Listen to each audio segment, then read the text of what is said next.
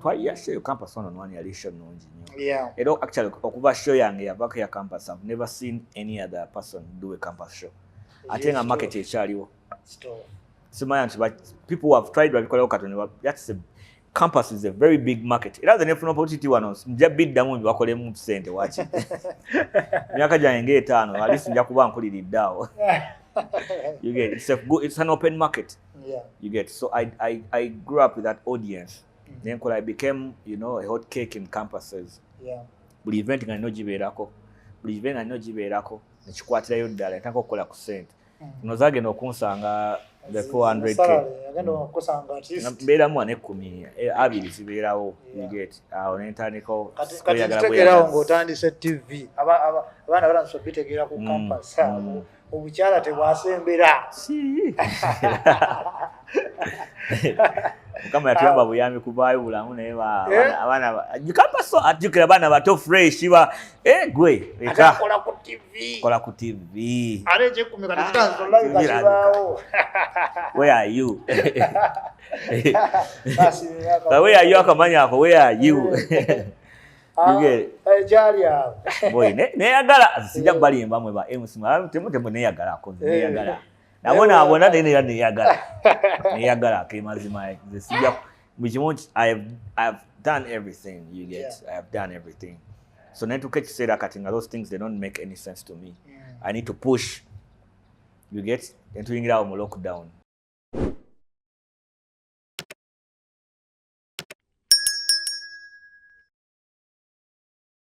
Brown Skin Events YouTube channel kwe tuli olunaku lwaleero amanya gange Ashime MC Kampala's Brown Daddy era olunaku lwaleero nsinziddeko wano ku Next Media Park bingi nnyo betukuleetedde era tukuleetedde omu ku basajja bewandeeteraza okumanya era bewandeeteraza okulya ku sitole yaabwe naye before nga sinaba mukuwa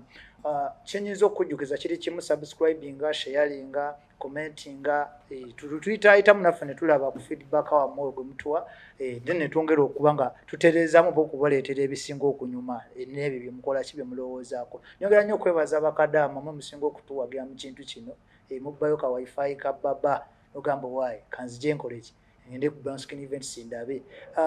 olunaku olwaleero ndi ne one of the celebrated MCs TV presenter and radio presenter era nga musajja w'amaanyi naddala ku stage neeyo mu bifo ebisanyukirwamu ebyenjawulo era nga si mulala MC Kasmil.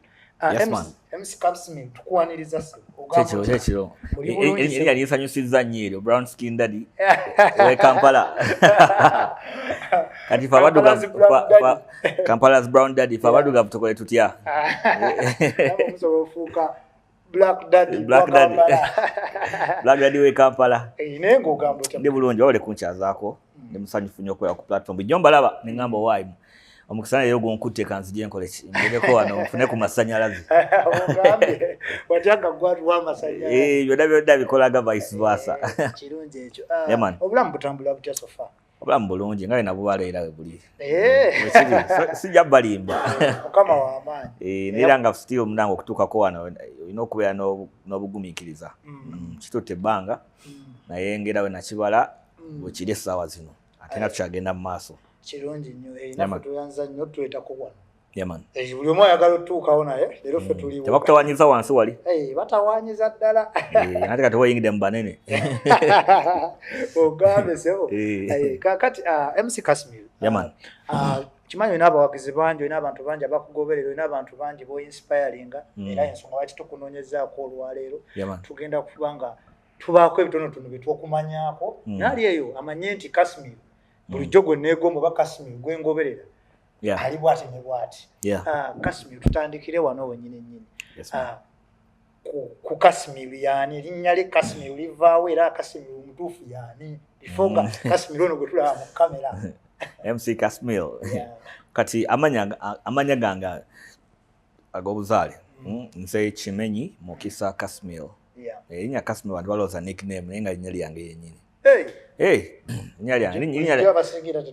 linnya lya Kifalansa just nti teri common nnyo you get really unique ate kyalifula unique ekyanyamba okuba nengamba lwaki sizikolesa okusinga ate okunoonya kweyita simanya biki bitegeera nengamba wayi kankose linnya lyange because also if you realize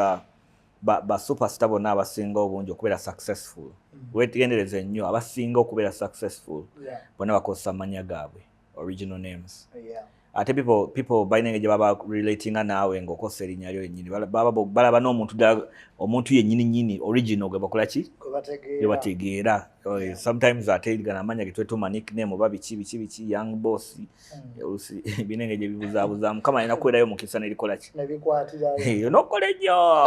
ennyo kati nga olaba erinnya nga alien skin omusajja yakola nnyo kuba erinnya osodde tumanya erikutuulamu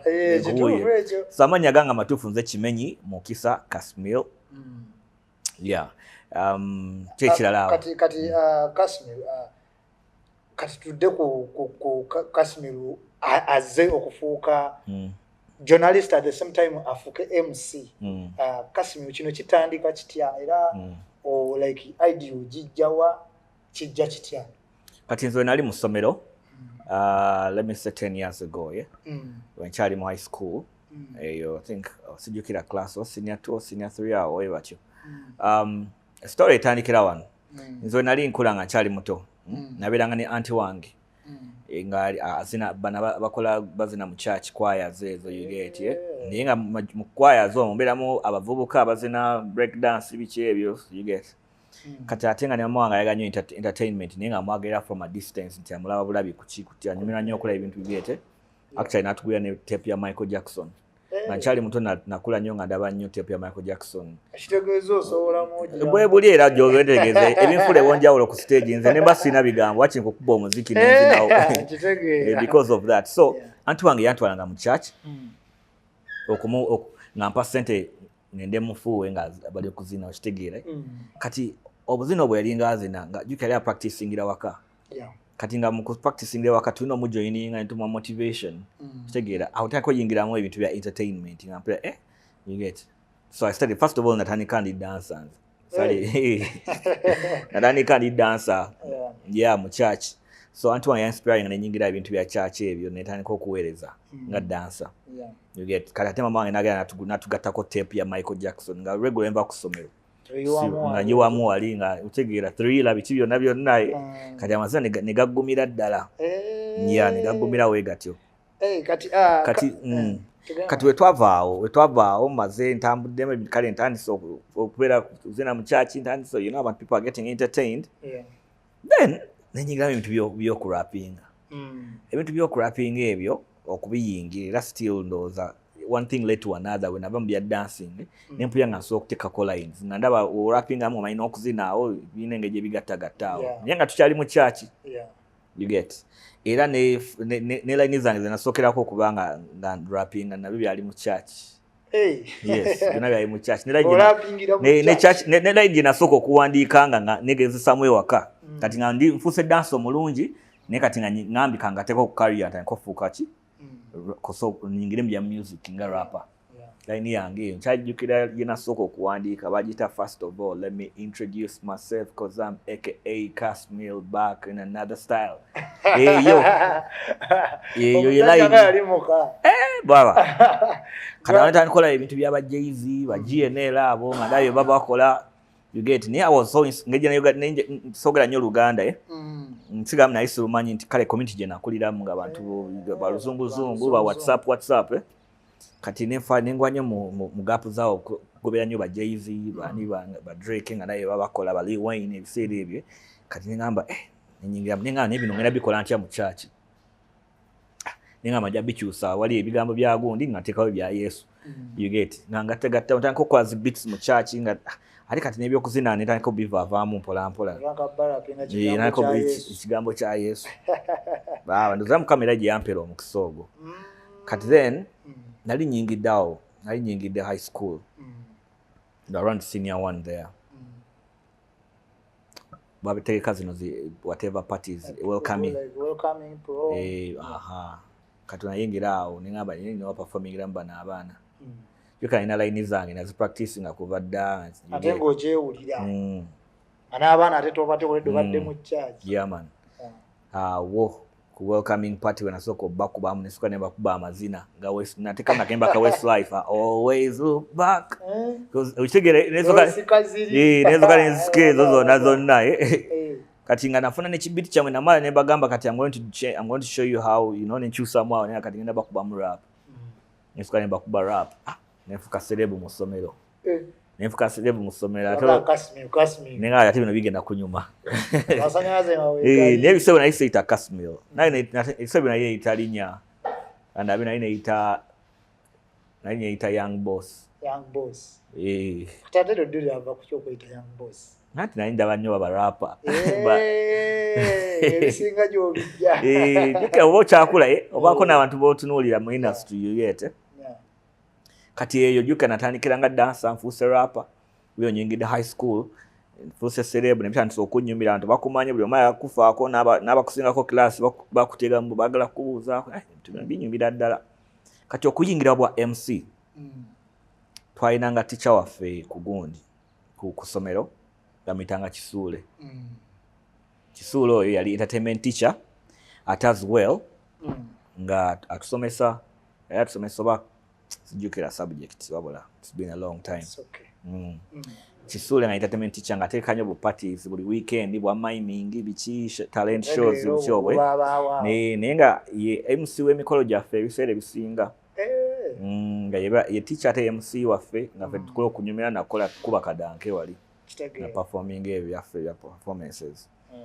Kisuule oyo kati one time ntuusa mu senior 4 Mr. Kisuule ne mugamba lwaki tukyusaamu leero nenkwatamu nga MC kubanga mpulira we maaso okubeera rapper ebigambo nkola ki nina nsobola okufuuka ki MC kati nga njagala nyenge ejayogeramu oluzungu lunyumira nga alina oluzungu yali ategeera oluzungu omusajja oyo Mr. Kisuule yawutegeera ate nga ebintu bya entertainment abyagala nnyo nagamba kale you're going to host our senior 4 leavers party nali ku Kajansi Progressive ebiseera ebyo kitegeeza teyakaluubirizaamu anti juke nali already star nga rapper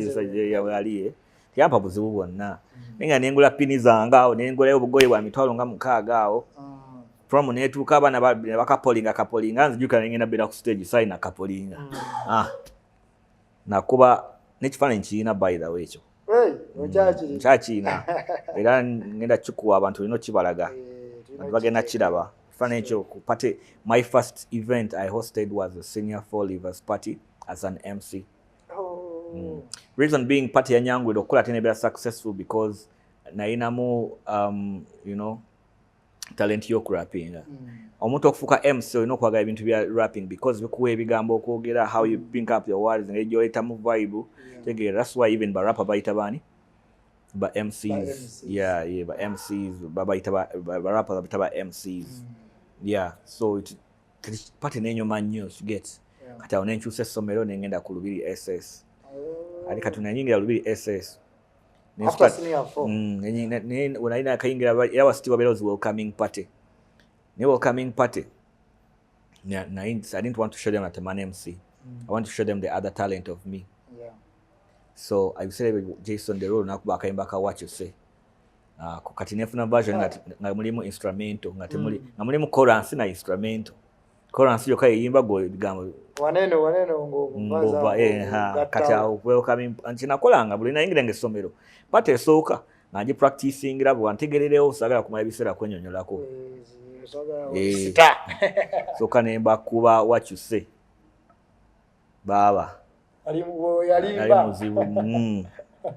nali nagikola vaka mu vacation nga ngi practice nga tegde mu line ezakabi zonna teme what you say bigamba nga ndi w'amaanyi nnyo nembakuba saakomawo nafuuka celeb mwekye nasooka okukola nalinanga ka laptop naye nkayingiza sound mu virtual sound nenkwata beats ne ntandika recordinga nga raps nensiteka ku ezo beat virtual nezirecordinga nafulumya CD ya nyimba 12 mu ssomero naye nga zirimu just rap na beat nga zijje online nanjikadi nagala kati nfuuse celeb nina okukola ku ssente ngenda zijja mama wange sente zampada ezimala emitwalo 3 gezimala ndi star kulya kawunga buli kanaku mwalimu abaana ba star ejoke ya Lubiri mwalimu abaana ba star baani ekitegeera abo kati nga ate bo bamanyi ovuga mu ku motoka oluusi joka ffe tusula mu hostel kati nga nawe olina okuba fitingamu ekitegeera nga kati kamanyi kamana akadukamba akole mu business ninga ne recording ebintu byange mu holiday nyimba 12 nenkwata zi beat za TI bani abo nenzikubako rap nenzeta CD 50 nga nkoze tunda emukwemu 13 nobaga banayi waka ali kuno nyimba 12 nega aya copyright segabya copyright byali byambanye bisebo senga bankwata dda nenga abana bo bachifiringa bachifiringa kati senior 6 awo ine ngama n'ebintu bya music ngateeka mu sente nyingi you get olina okukozesa CD olina ogenda n'oyimba olina okukola ki obudde ne sente nga byonna kale gamayinamu okwagala okukola sente ekintu ky'okukola sente nga naye kati talent kyayinza okumpisaawo amangu kati nga sitaddeemu nnyo nina nakolako bwa MC mu senior 4 lwaki bano abaana bagenda okujja mu senior 5 nze nyingire 6 sifuka MC ku rivers yaabwe nembasaba juke naidire celeb nensaba organizing committee ne bampa mitwalo 3 gijjukire mitwalo eje 3 nenkuba rivers ya senior 6 y'abaana ali bayingidde ba senior 5 nze nali mu senior 6 kati kyenjagala obuuza mu katono Kasimir kubanga gundi obwe MC bwa rivers parties prom parties bwawukana mu kone kubina ebyaffe bino ebyebbalibbali so walinga olina wojja nga wokopenga ate n'opesting oba wajja nakikyogo kyolina mu mutwe najja nakyange you get actually okubeera more inspired nali more kyajjanga after my senior 6 you get so then I was already an MC. I was a rapper. Rapping ne bunyamba ko kuyiga bwa MCing you get. Naina style yange ya luzungu nyo ebitu you get. So mu senior 6 nenkola party na wampe mitwalo eje 3. Zona event ezogo mwaka. We azikuba. Kwa 3 5 zonna ne party ya Felivers nakafana nchakalina. Era Rivers kuti watawana nagenda kukola couple kolo nafuna couple baba eri yansale ya senior funeno era mvire mbuvizao I not take away mbera baba nenda sebo afuna wakachala awo kantula ngate kasobola baba sanyaze gali amasanyaze gali wo naye nefuna akasuti kange ka white nemala nenzija nako nenkaleta mpolampa nenkatuse kalino tula halali nenga nekwata microphone amanyi gaba manji gala nenkuba pate ate Kasimir katono nyo ate tunagenda waddaka kati tunubidde amasomero gonna ge wajjinga ojjoyitamu Kajjansi Progressive then Lubiri SS kitegeeza background mu byamasomero ago wakaka sente kaliwo akasobola okugira oba byabanga byagatta bukasi ate mama wange nakula nze ne mama wange naye sigamba nti family yaffe sijja kugamba mutwali bubi naye yagattagatanga webiganye nakubira anti nakubira gundi oli nagamba oba kinagamba genda kewa anko gundi akole kyakuweeyo zakuwadde tugatte taata wange yaliwo naye ti kitegeera ebintu bye tebyali kiriya naye nga teri yali musajja mwavu waliwo bataata nga bali mbeera zaabwe ozimanyi naawe nzitegeera Kasimir ekyalo kati nga banagamba nti nze ngashimwe MC ndiwe Masaka kati Kasimir nga ye asibukawo ndiwe Entebbe enokulidde ku kibuga si wala nnyo wana Entebbe wano waliwo akafo ke bayitanga Mpala naye omaye oba ova ku gundi express ng'oyingira Entebbe awo nawo wali baali bayitawo Mpala yawe twayiwe nakulira kweyo street era nga buli lweggulo tula ku kabalaza nolaba emmotoka eziyitawo ekitegeeza omanyi okuvuba Kasimir simanyi kuvuba sijja kulimba naye nga bebyennyanja manyo bbiri jaganya ebyennyanja twalyanga empuuta baaba twalyanga empuuta mukula era ekinyaya kimpoomera nze kitegeeza Kasimir we city ndi wa city baaba era nagendanga mu kyalo manya weeks bbiri nga mpulira omusujja nga buba nzirayo ddi siri wa kyalo Kasimir omaze okwasaganya Rivers ya 6 kati naawe oyingidde awo ensi eyaddala obadde serebu mu ssomero y'abantu 100 kati oyingidde kye bayita national level ogenda gikola otya kati ebiseera Centenary Park yali ekuba actually nga senior 6 naggwako nga tuva mu hostel netwebba netugenda ku Centenary Park okuba endongo naye nga waliwo gundi ezaali ez'amaanyi ebiseera nga babawunsinga bakulaba nga ofaananafaananamu nga bagamba lindako lindako bakiri balindako era ng'osanga abantu bonna bali awo bonna baliwe bati either not befriending abantu abali awo or you know anything like okuyingira it was not access tekyali izo okuyingira awo you get kati awo naye tanko Nana ko kwibanga ngenda ku Centenary Park nga ndaba endongo bakola ebiseera ebyo emusaba bakikuba MC tebali bangi nno Esco yali akuba MC Katsi yali akuba actually ebiseera yali top ebiseera ebyo nga ye number 1 yeah to the world top wano Kampala then nga kuna Esco yamuddirira awo wao MC baita BK oyo mrasta mumanyi oba oyo yali ali wa maanyi mwero kama mulaye buluku aka mumulabye kati BK ndonga litandika dda naye yali wa maanyi yeah kati ebiseera ebyo ne Isaac yali ayingidde endongo kubanga namala ngotayingira vacation nengamba ne nikoze ntya national level somero linivuddemu abaana ali mamanyi neno wabwe to akolaki abana balina okubuuza ekiddako kyakulaba ngenda ku campus nkoze ntya kati kadanke waliwo bwayitanga kadanke obujja kadanke brand house yali ekola buvulu bw'amasomero sewe competing ne buzz ne bajja n'amaanyi awo mangi nnyo nenkola ki ne reaching out ku Ibra bamita Ibrahim manyoba MC mbadde nsawompe platform Ibra tyapa buzibu bambi kuba nyambali muganya nyamba just njatandika gundi kati no ndokize mbya MC nebya rapping tekoze eki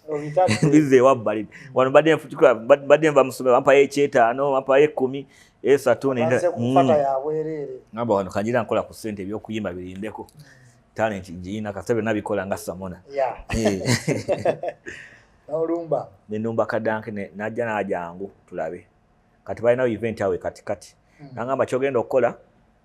yogenda kujja saawa 4 ez'okumaca wagenda okugulawo set saawa 3 nali ntuuseewo nekafaananyi nkayina mwenzi ebintu byange bitereka gyebiri ku Facebook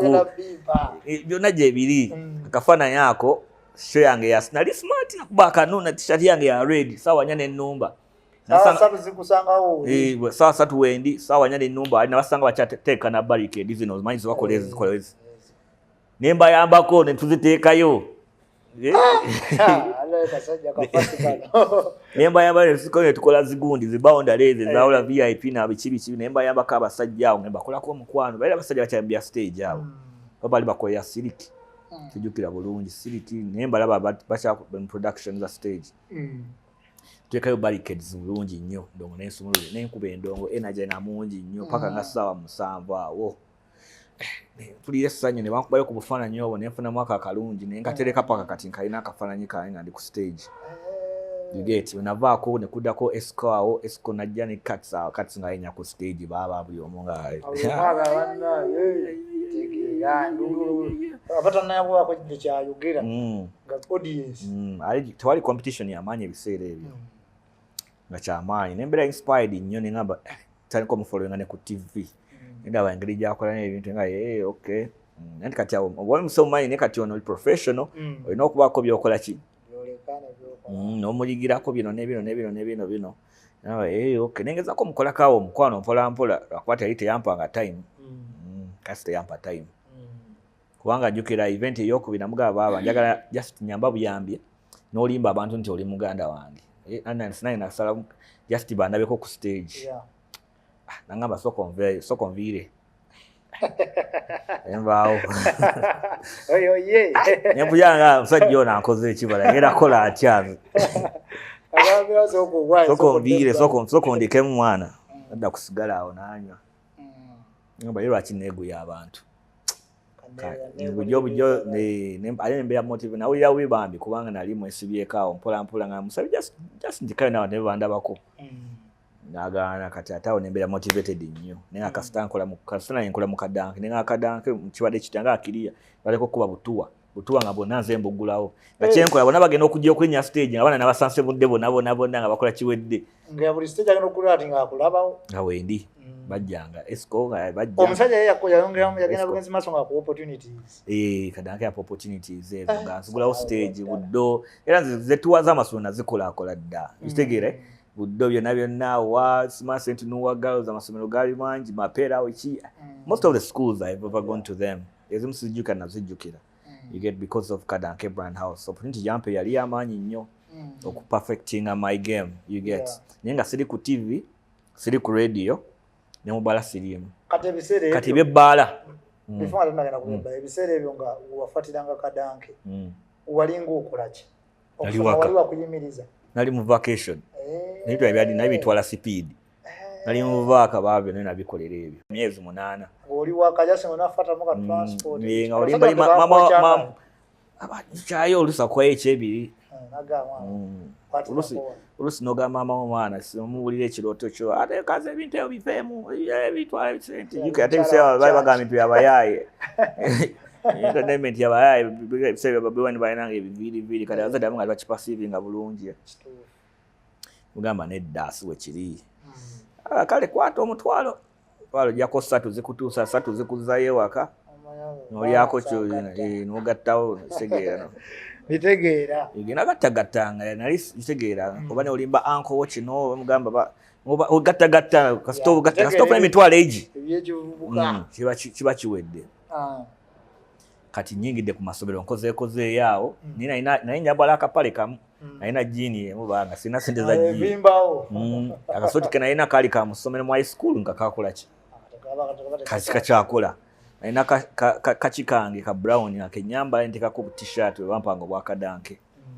kati nga nenyingidde ntya amabaala gano nempitako mu mabaala Rouge Club Rouge Amnesia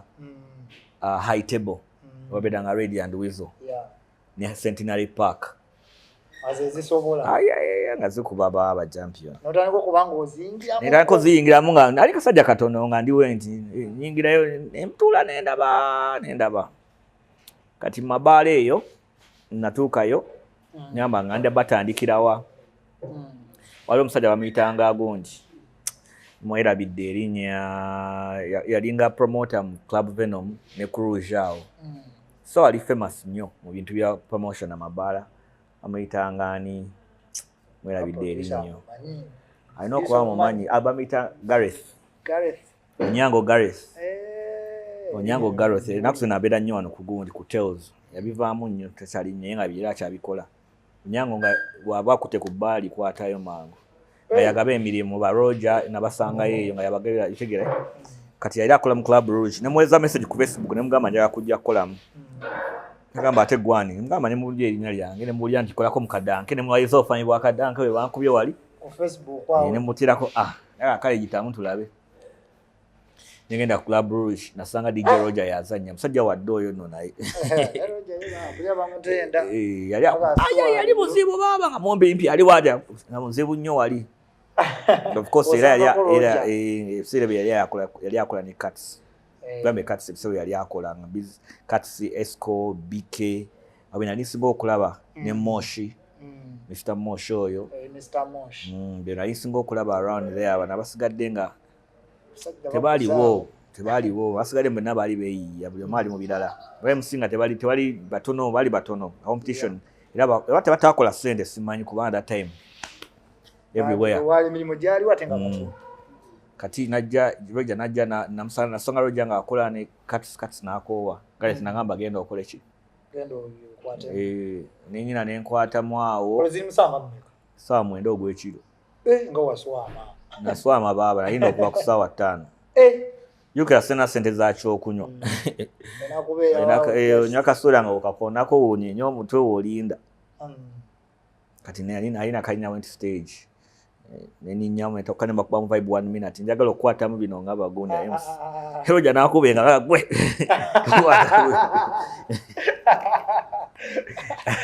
temanyi oba akyajjukira naye akuba gwe tokwata ku byuma baba tokwata ku byuma soko byesonyiwe katono nnyo kasubira obayanga akantu kokukwata mu byuma simeba lwaki badijja abasyate bakaagala tebe musaabazinga abamu naddala nga atayingira buyingi ate batantu bakyakakola ebyo naye edda kaali kakola kakolera ddala nga naye kati ennaku zino osooka kola naye kisinziira osooka kola noga kati professionally moment eno kasuke nkwatemu nveeyo you get kuba kati waliwo kye bayita transition kikwanguyira okwogera mu transition zino omuntu akola ki kasita obanga omanyi music mutwe kati omusajja yagamba wayi akankole mba nakolera kiika 5 ne bakuba olimba luno olwasima girls them love me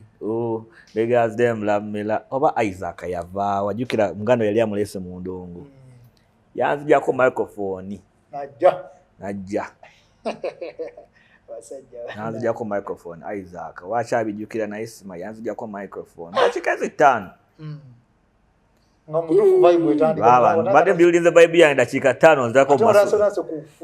nanzijako jjuka yali akola naye awo nga tandise okukola awo nanzijako microphone ngamba why ngamba Gareth omusajja yanzijako microphone namugamba lwaki muno omuto muwaddembo ngamba soka ajja kuzannya n'asigalirayo ddala nakola dakiika 5 nenvaawo nentegeera wano oluugi wagenda bbaawo obuzibu kanoonye ebbaala eddala kati nenfuna omukisa haitebo nga 9 waayo bamuyitanga Simon ng'aliko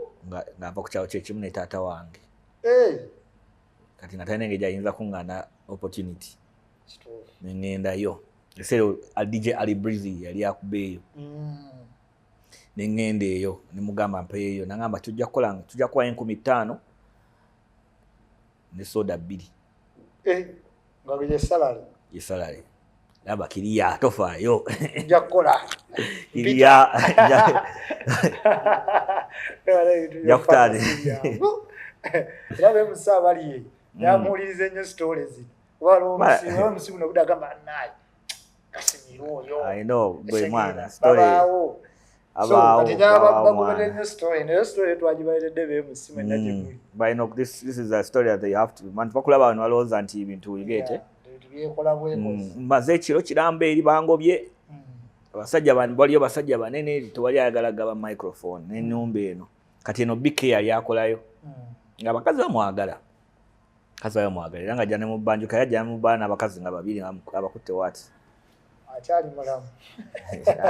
omusajja waali yabatwadde naye ku Jerome experience wali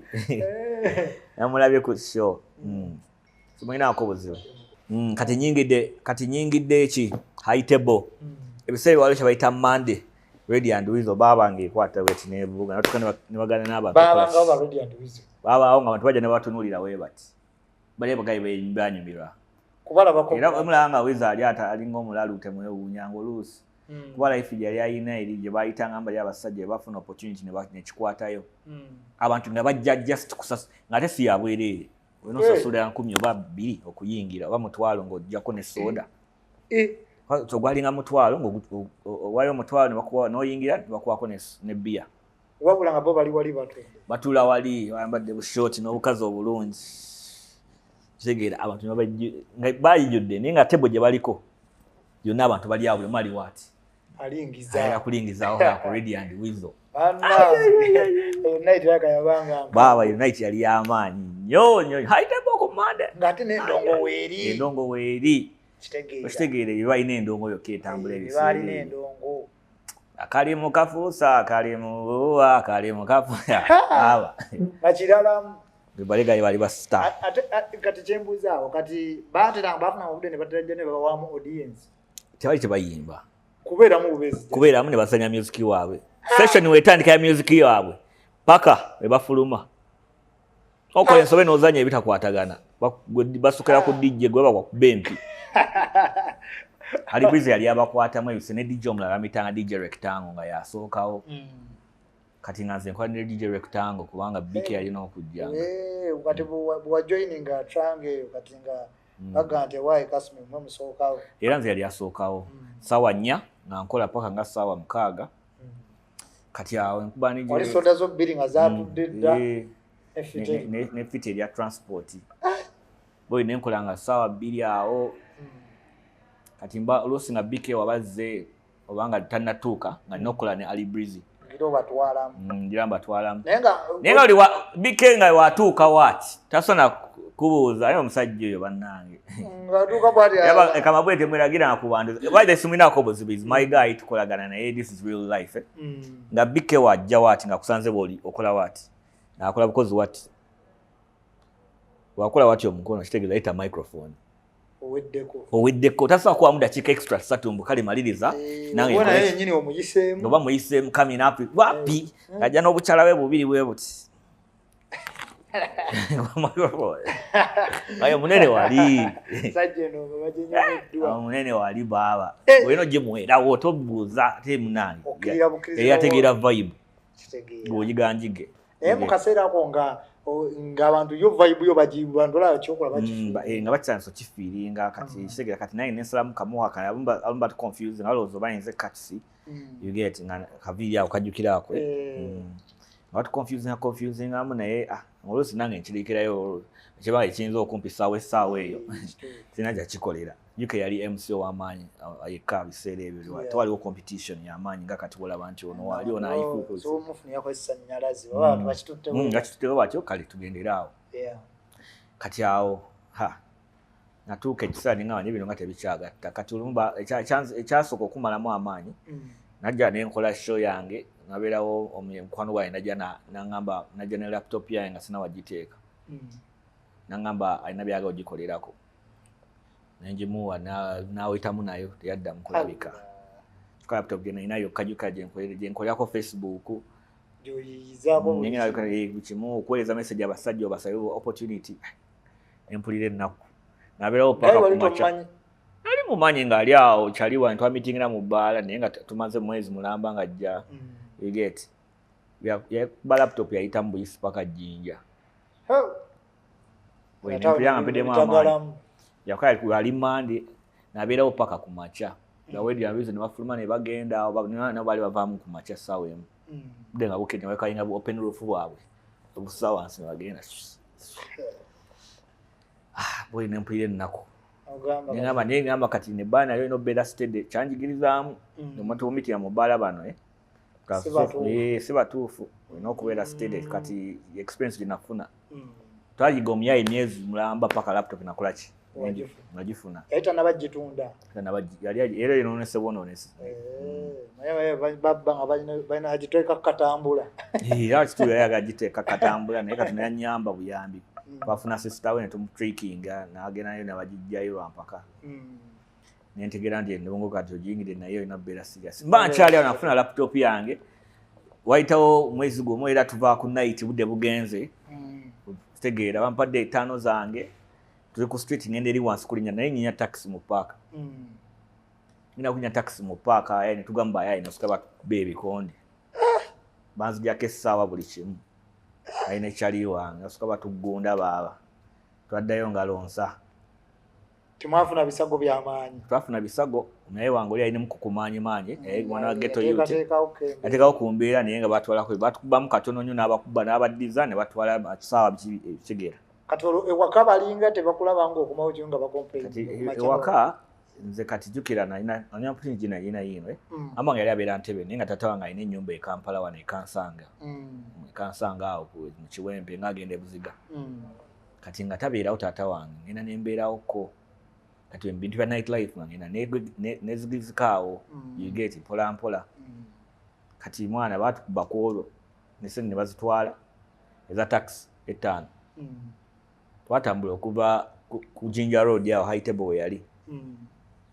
paka eri mu Kiwempe kansanga twatuganuza nga ssaawa 3:30 emisana boye nga tukooye tugwa mwasuze muyimiridde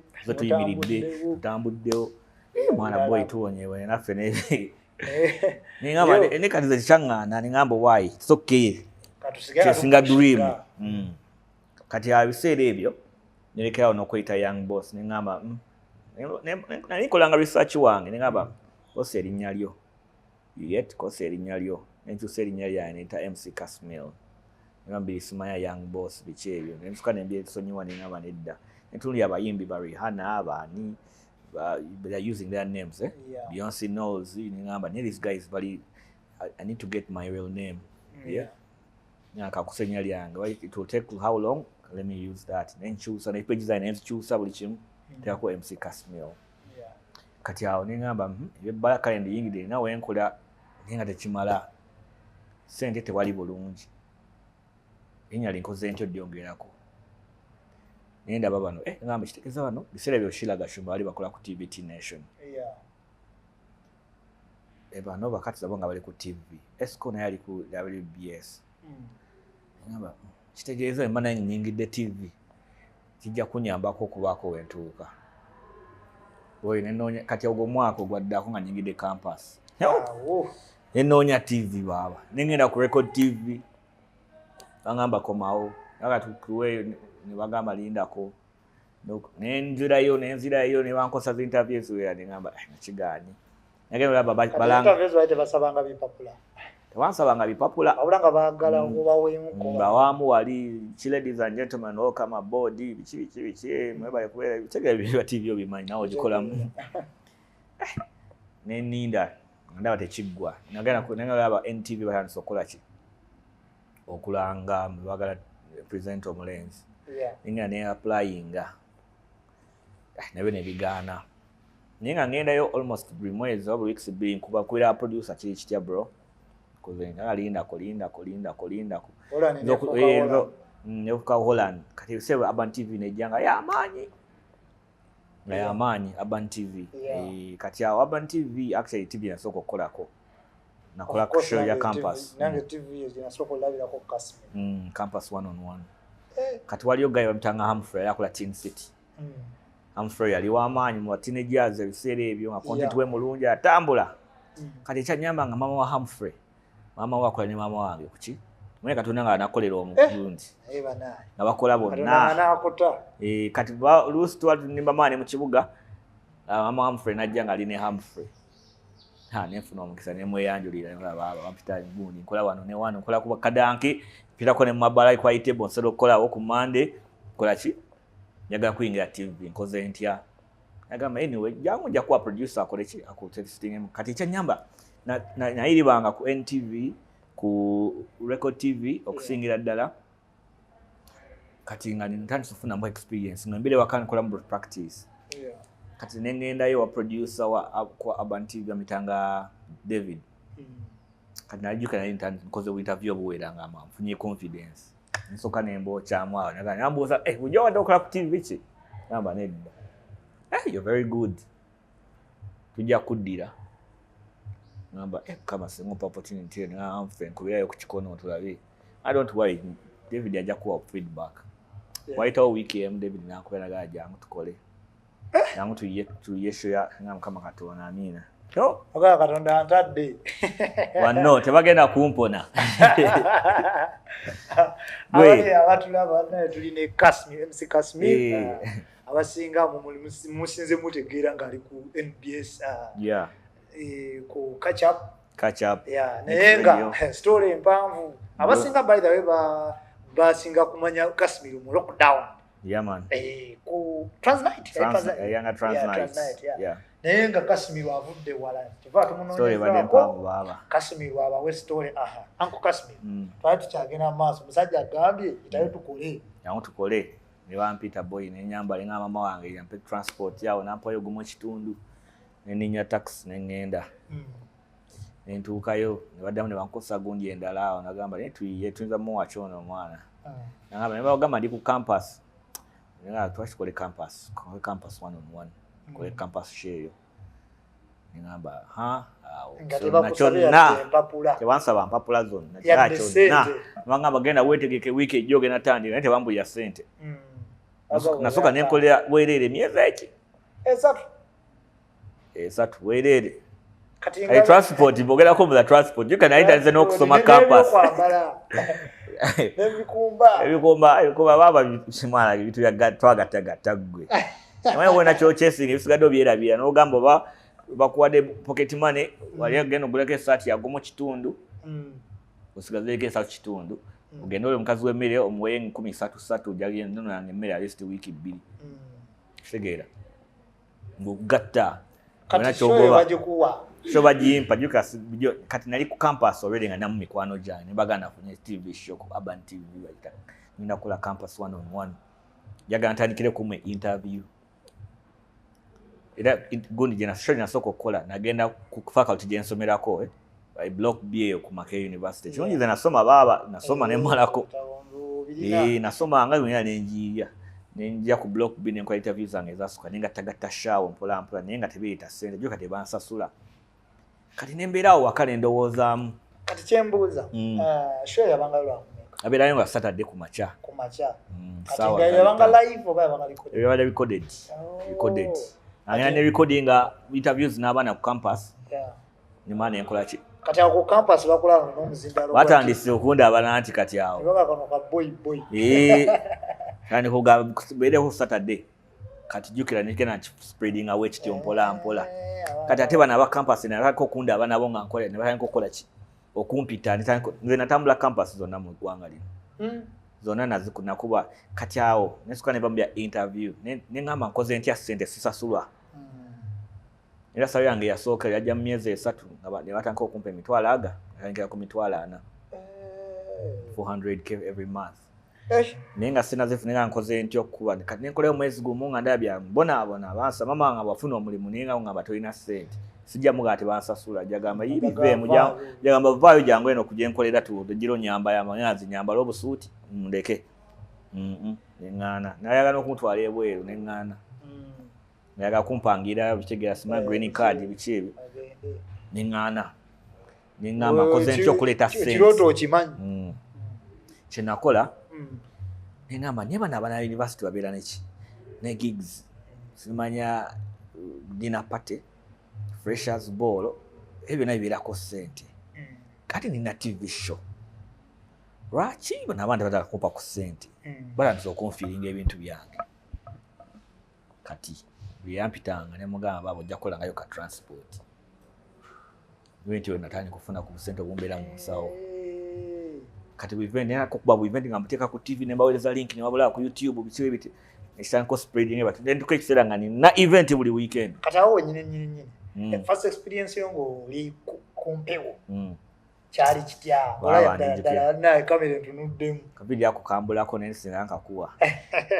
naye wala akafaanike nina nga ngenda ogikola nako nakatereka gye kali eyo nakute microphone kizindala ekyo boyi nga kiriko gundi taaga biba biralamu njakuwa bufayibambe yebwe ku Facebook mbutereka for memories onanja kukuwa first time on TV njakakuwa akafaananyi akujja kalaba nga nkayina naye boy kyali kika luzungu manyi gatta confidence nekikulu yali recorded nga bagamba take 2 take 3 take 4 you get nogenda nga mpola mpola you get tegeza kiba kirungi nnyo oba otandika TV notandika mu recorded show kaka mu recorded kiba kirungi recorded eyo nenge gye kuyambako oba okoze ensobi osobola okuddamu lingi emirundi emeka gy'oyagala naye still otakiwanya obudde kiyinza okukulemerera you get ko ino yiga engeri live nsibuzibu okola ensobi teddibwamu kati osobola okukola ensobi ate basalamu nsala abaana ba TikTok kitegeera kati n'oba ogikoze wano so professionally what can you do to show that it's okay everyone makes mistakes naye wali ku live oba tobimanyire n'okola ensobi oyinza osuwala wennyini gweka n'okola ki exactly so kyanjigiriza nnyo kundi nakola nga off air obwo nembugattagatta naye nga nina engeri gye nkolamu show eyo oyinza olowooza ndi live okitegeera nga kati nakola bulinks nga mbatwala mu events ne mbakomyawo then abadde mu week ne mbatwala bana nayo genda ne nkomo kati links mwezi olowooza nzikola live kati na message zensoma nazo nziraga mbu ziri live nga baziteekaawo twali show campus one on one yali show nnungi nnyo era actually okuva show yange yavako ya campus I've never seen any other person do a campus show ate nga market ekyaliwo simanya nti people who have tried babikolewo katonda that's campus is a very big market. Era the nefuna opportunity wano nja biddamu bakolemu ssente waki. Myaka gyange 5 at least nja kuba nkuliriddawo. You get it's an open market. You get so I grew up with that audience. Then I became a hot cake in campuses. Buli event nga nino gibeerako. Buli event nga nino gibeerako nekikwatirayo ddala ntaka okukola ku ssente. Nozagenda okunsanga the 400k mbeeramu ane 10 abiri zibeerawo you get awo nentandikawo katitegerawo ng'otandise TV abaana balanso bitegeera ku campus obukyala tebwasembera Mukama yatuyamba buyambi kuvaayo bulamu naye abaana campus ajjukira abaana bato fresh gwe kola ku TV where are you where are you akamanya ako where are you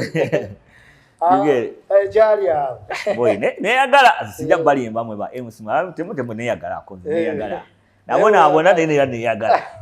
neyagala ke mazima ze sijja much I have done everything you get. I have done everything.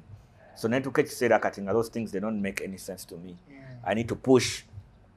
You get into ingira mu lockdown. Lockdown ja. Actually kyasoko kuyingira kuva ku analog ne tuka ku digital. Kachawa digital abantu ba new vision bara okutegera digital bakulu ba clickinga. Kata NBS jo ne bakikola mangu ne bakola ki. You could be say abantu bya na NBS amani. True. Kati boy otadda ku digital.